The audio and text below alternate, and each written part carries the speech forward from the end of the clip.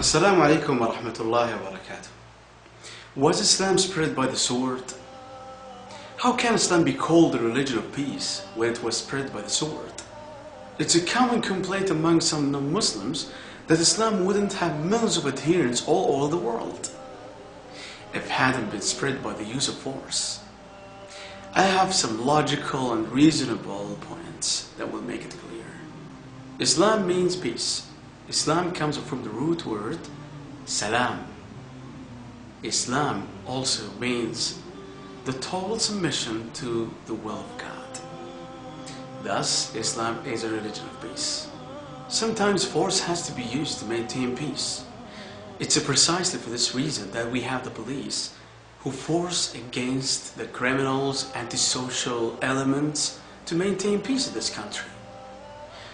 In Islam, force can be only used to promote peace and justice. The best reply to the misconception that Islam is spread by the sword is given by the noted historian Daily Shay in the book Islam at the Crossroad. History makes it clear, however, that the legend fanatical Muslims sweeping through the world and forcing Islam at the point of the sword upon conquered races is one of the most fantastically absurd myths that historians have ever repeated. Muslims ruled Spain for about 80 years. The Muslims in Spain never used the sword to force the people to convert to Islam. Later, the Christian Crusaders came to Spain and wiped out the Muslims. There wasn't a single Muslim in Spain who could openly give the adhan, that is the call for prayers. Muslims were the lords of Arabia for 1,400 years. For a few years the British ruled, and for a few years the French ruled. Overall, the Muslims ruled Arabia for 1,400 years. Yet today, there are 14 million Arabs who are Coptic Christian. If Muslims had used the sword, there wouldn't have been a single Arab who would have remained Christian. The Muslims ruled India for about 1,000 years. If they wanted, they had the power of converting every and each non-Muslim to Islam.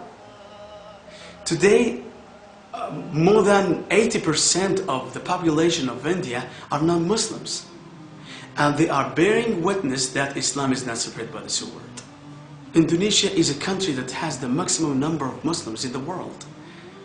The majority of people in Indonesia and Malaysia may want to ask, which Muslim army went to Indonesia and Malaysia to force the people to convert to Islam? What did Thomas Carlyle say? The sword indeed, but where will you get your sword? Every new opinion at the starting is precisely a minority of one. In one man's head alone, there dwells as yet. One man alone of the whole world believes it. There is one man against all men. That he takes a sword and tries to propagate with that will do little for him. You must get your sword. On the whole, the thing will propagate itself as it can. Let me tell you what kind of sword this is. It's not the sword you know. It's the sword of the intellect. It's the sword that conquers the hearts and minds of people. Allah says in Quran, ادع إلى سبيل ربك بالحكمة والموعظة الحسنة وجادلهم بالتي هي أحسن إن ربك هو أعلم بمن ضل عن سبيله وهو أعلم بالمهتدين.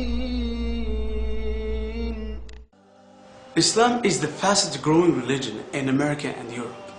Which sword is forcing people in the West to accept Islam in large numbers? Let's see what the Dr. Joseph said. People who worry that nuclear weapon will one day fall in the hands of the Arabs fail to realize that Islamic bomb has been dropped already, yet till the day Muhammad was born. I want you to have a look at the statistics of non-Muslims who are converting to Islam every day. Are they converted to Islam by the sword, or are they using their hearts and minds? See you later.